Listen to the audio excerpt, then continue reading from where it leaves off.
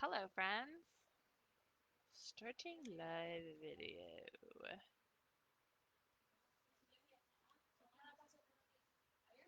Just getting this party started, busting out my notes. There it is.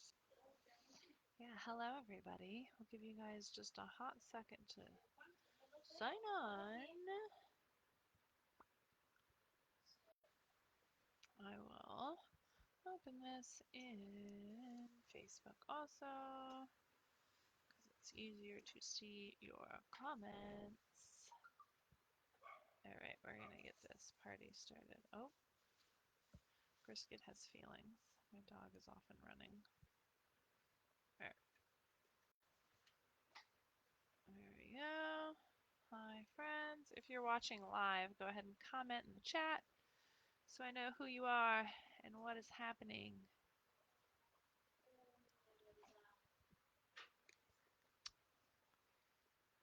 All right, what's up, my friends? Today we are talking about injury prevention. Look, the reality is you play roller derby, and roller derby is a dangerous sport.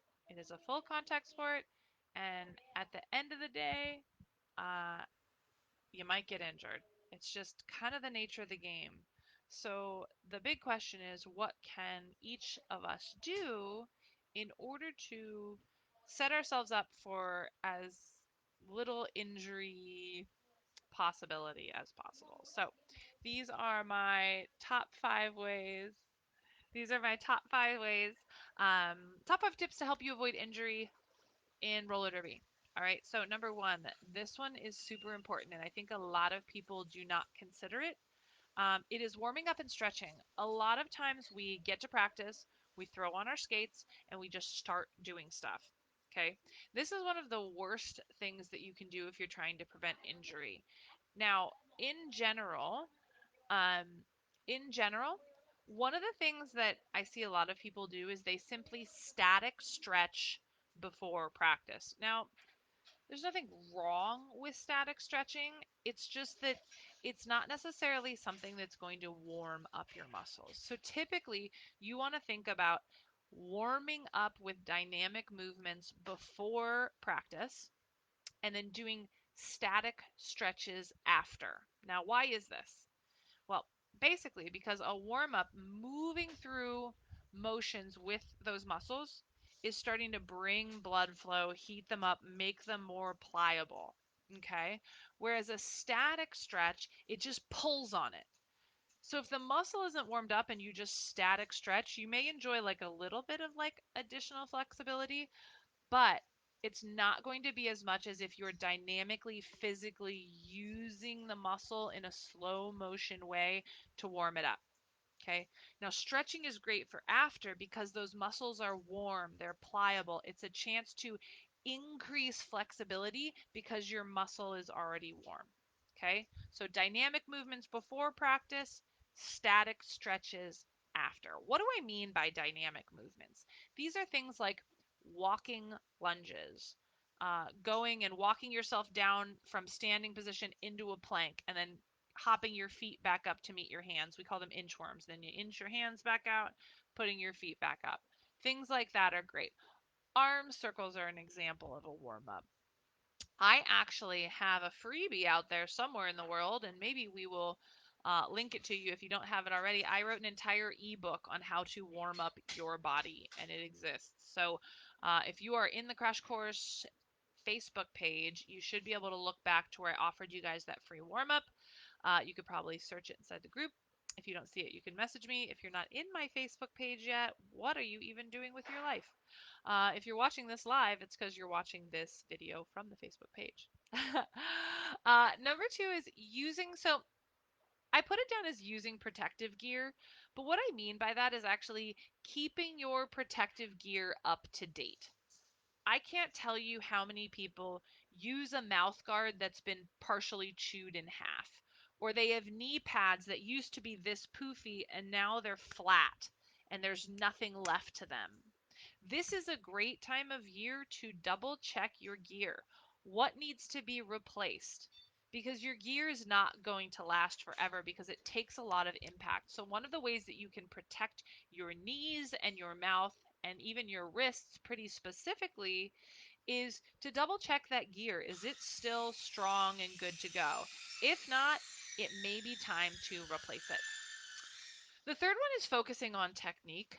So when we're doing things like blocking, pivoting, stopping, jamming, lateral moves, like whatever it is that we're doing, they started power sawing in the background, which is really unfortunate. We're going to keep going with it.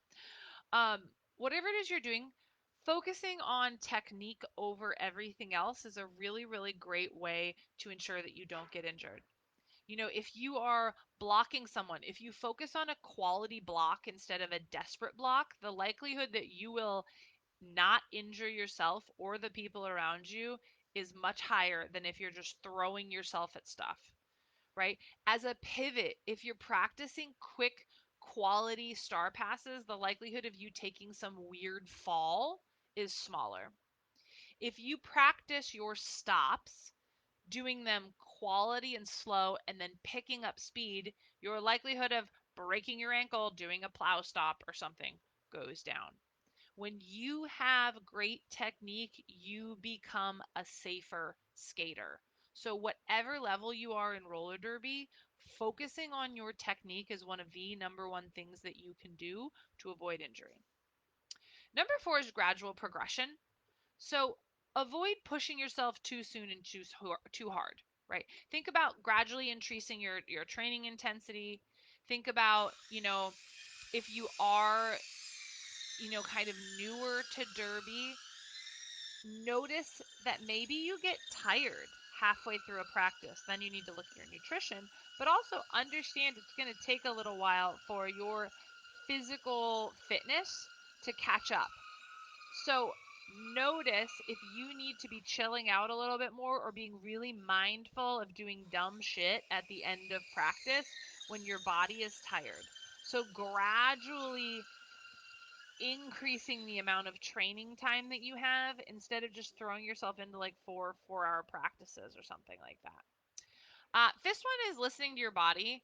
Really, you guys, this is one of the most important ways that you can avoid hurting yourself is pay attention to any signs of pain, of discomfort, of fatigue, of nagging little injuries during training or during your workouts.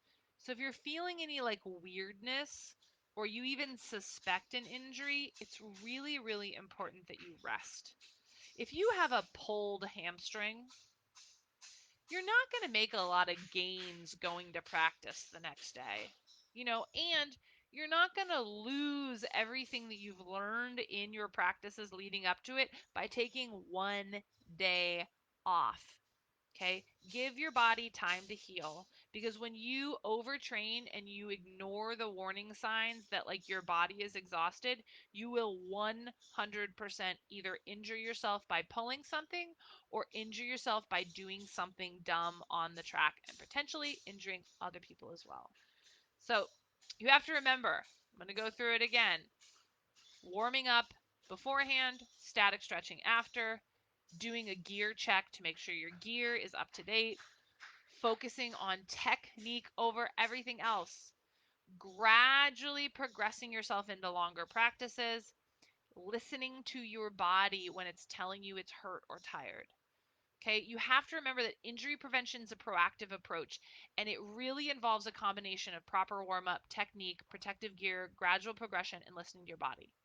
Okay, when you're prioritizing safety and taking the necessary precautions, you actually get to have more fun at roller derby because you're not going to be so worried about getting injured.